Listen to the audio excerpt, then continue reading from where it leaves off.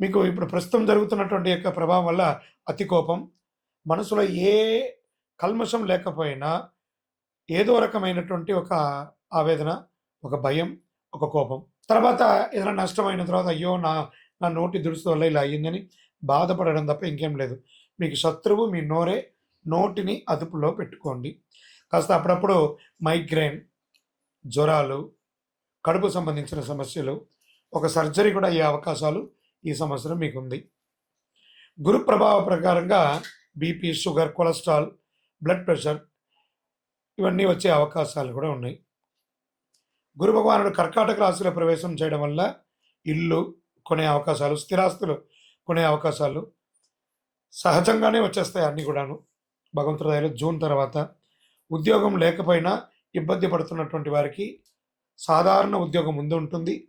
June తర్వాత స్థిరమైనటువంటి manage level ఉద్యోగం, సుపీరియర్ పొజిషన్ ఇలాంటి పొందే అవకాశాలు జూన్ తర్వాత ఉంది.